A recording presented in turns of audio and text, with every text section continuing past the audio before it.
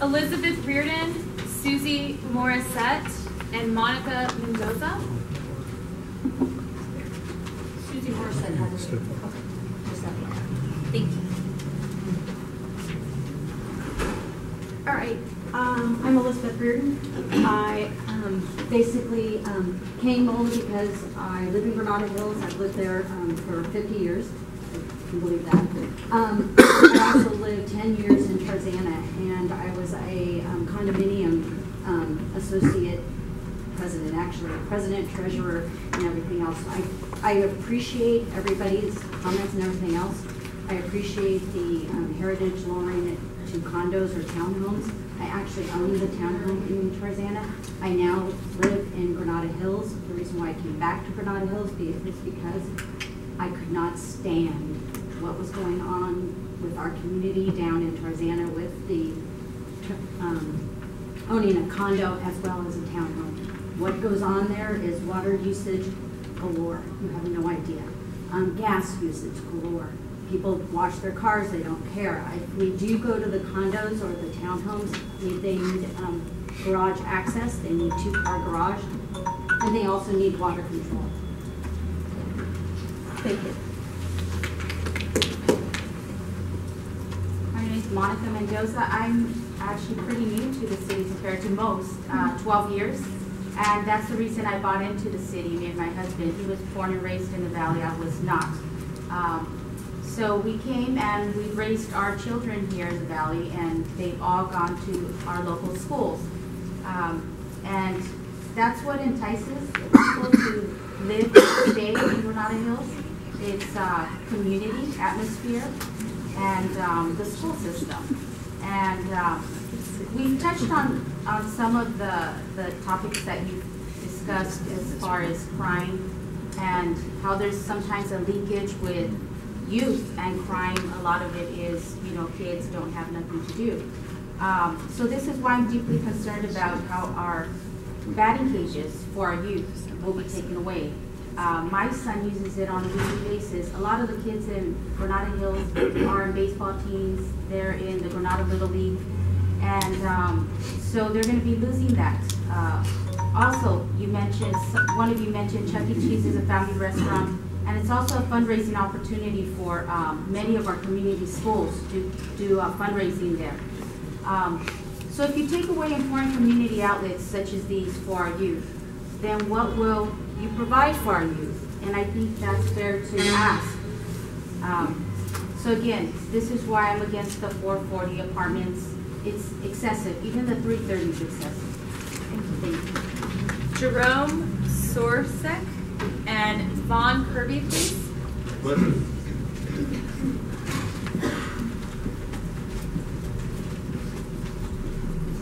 Hello, I'm Jerome Sorsek. I've been living in Granada Hills with my wife Joan for 30 years.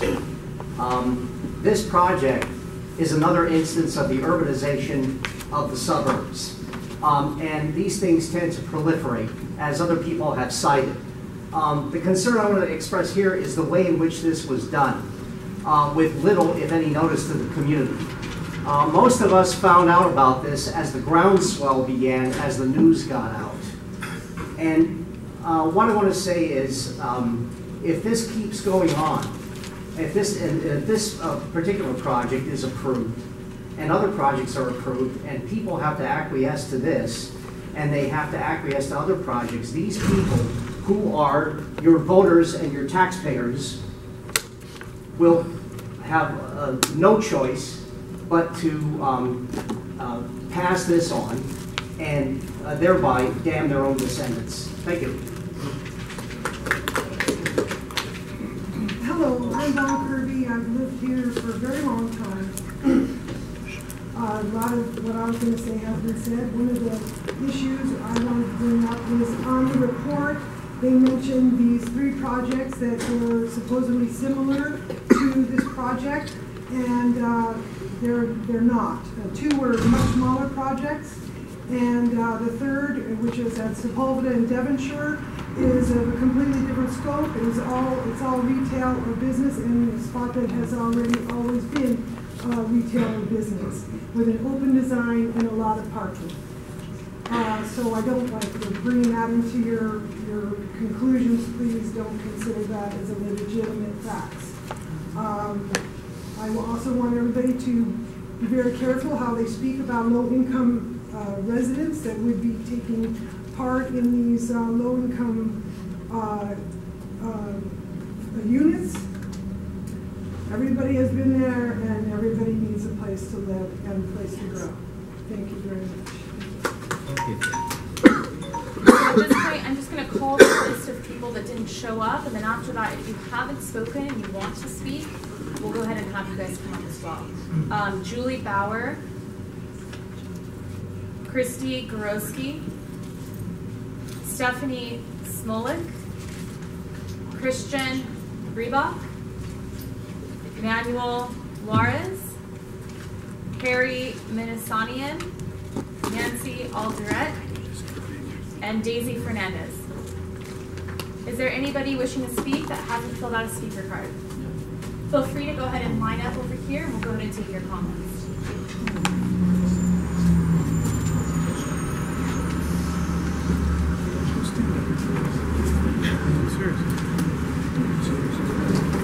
Please state your name and then go ahead.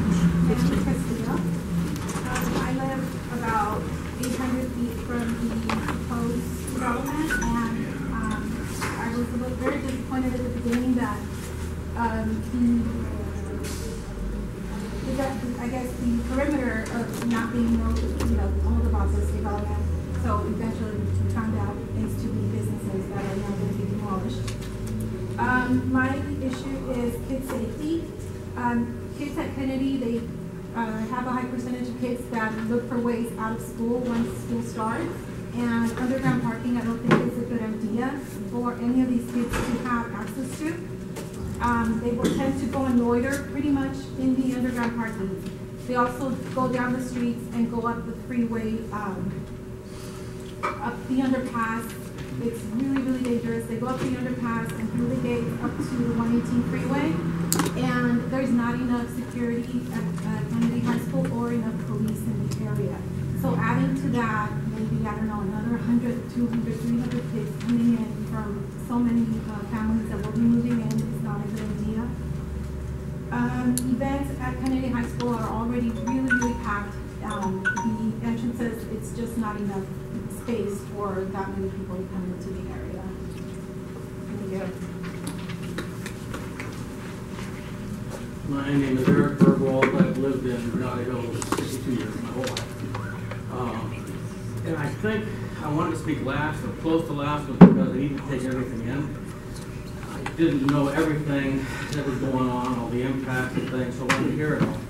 But I guess my main thing is that I went to college and I got a degree in urban studies, city planning, and I minored in environmental health. My teachers always taught me, when you're going to do a project, and my teacher said you had to, to get a grade, I had to do all these reports, make sure everything was done correctly, to make sure my project would work and satisfy all the needs of all the people involved. I don't see that here. And to say that you may vote on it today, I don't see that here. I don't see how you can vote with so little information. There's so much needs to get done. It's great that the people who want to build it are here. It's great that all my neighbors are here. Would probably be more on a Saturday morning at the library, maybe, when more people could make it. But that being said, that there isn't enough information here to make a decision. You can't make a decision like this. There's just too many things going on. Can they build it? Sure. Is it wise to build it? Probably not. Are the people always going to be against it? Probably are.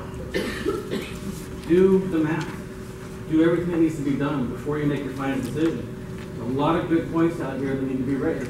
And I know that they have a business to run and they're losing dollars every minute, but in the end, it's all about money. So do the math. If it happens, fine. But make everybody as much as you can on both sides happy. You can't do that today. Hi, my name is Dave Beauvais. I'm the president of Granada Hills South Neighborhood Council and president of Old Granada Hills Residents Group. And I've lived in Granada Hills since 1955, for which I claim the prize of the longest resident. I had prepared remarks. I'm not going to say them. They're already submitted in writing. I want to thank each and every one of you for showing up today. This is what democracy looks like. I want to thank the developers for actually sitting down and negotiating. A lot of people are going to walk out of here unhappy, including these folks. Okay? That's what negotiation is about. One last thing. Been with the neighborhood council process since 2006. In a year we have elections. I want to see some of these faces out here running for a neighborhood council seat a year from now. Your activism is to be admired, but a one-time activism doesn't cut it. Let's get out and support your neighborhood councils and actually make a difference in the community. Thanks, everybody. Hello, my name is Sherry Mann, 30 years. My issue is it's sort of like an assignment. There are still probably 200 people in this room, so only half of you. I think we ought to, every Thursday from 8 to 10, we ought to drive our cars through that intersection. See what we get. I agree. Also, on the way home, I would suggest you take a good look at Van Nuys. Right. Granada Hills was what, Van Nuys was once a gorgeous city. It was beautiful, and look what they've done. So if I were you, I'd take a good look. I'd take a really good look at what's around you, and see if you want to recreate that where we live. Put a building where other buildings already exist. That's my 2 cents. Thank you very much. Hi, my name is Angela Butler. I'm 25. My parents actually moved to Granada Hills from Van Nuys for the purpose of being able to have walking distance to elementary schools, middle schools, high school. And now that I'm in college and I've grown up looking at this lot thinking, man, one day I'm going to be able to play there. One day I'm going to be able to do something, play basketball, maybe a herb garden for all of it. You see all these homeless people just hanging out by the freeway. We have nowhere to put them. And we need to make our community somewhere where we need to replenish what we already have. I live on Woodley, right by the stop sign, where everybody just runs right past it. And you got humps at the top, they're not slowing down. They're just gonna damage their cars and they're gonna buy a new one and come and do it again. You know, it's one of those things where now I moved from Van Nuys, rented my own apartment, couldn't afford it, and now you're gonna give me some more apartments that I can't afford. You go down the block, you got Granada Hills Charter High School, our poor students at Kennedy, they don't have anywhere to go. Granada Hills Charter High School, they got at least somewhere to go. Our kids are now going to be sitting doing graffiti. They're going to be doing all other things because what else are they going to do? Thank you. I appreciate your time.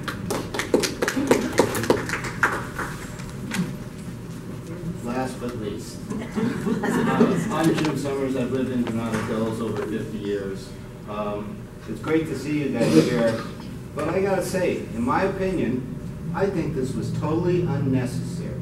An EIR should have been done before this project goes. How many of you have heard of the fair argument? The fairly argued agreement? Nobody.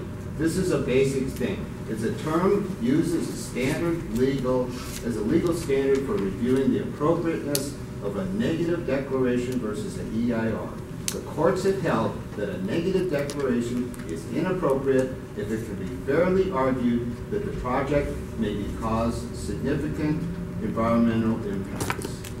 The fair argument standard creates a low threshold for requiring preparation of an EIR. And this is from the CEQA handbook. So that's why I say this should have never been done. And I'd like to quote something from President Kennedy, John F. Kennedy.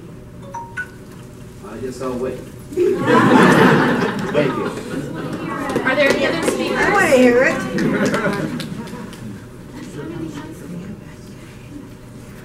Okay, so with that, that'll conclude the public comment portion of the hearing. I don't think that there's anyone else that wants to speak.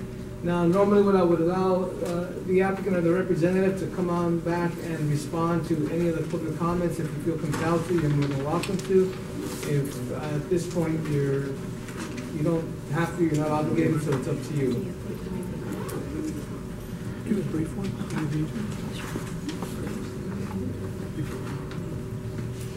Kendra Casper, Liner LLP, representative of Heritage Development. I'm just going to speak up. Sure, I'll try my best. Can you guys hear me now? I try not to yell. I yelled a lot on Sunday at the Super Bowl, so just getting my voice back now. I just wanted to, I'll just talk briefly about a few of the issues that were brought up. As far as requiring an EIR as opposed to a mitigated negative declaration, the city does what's called an initial study, and the city determines what kind of environmental document is required. If you have impacts that can be mitigated, like we do in this project, that's when you do a mitigated negative declaration. When you have impacts that are significant, that there's no mitigation for them, that's when you do an EIR. This project did not fall under that standard, and therefore the city required a mitigated negative declaration as opposed to an EIR. It's legal standards, that's what CEQA requires, and not what was done in this case. As far as schools, we received a letter from the Los Angeles Unified School District that there's capacity at the schools currently and there's capacity in the future. And so that is what actually your school district said. So if you have issues with that, you can reach out to the school district to discuss that with them. But as far as their letter to the record, it said that they have capacity for this project, other projects coming in the future, and that they have capacity now. As far as parking goes, we're actually over parked. We have way more parking.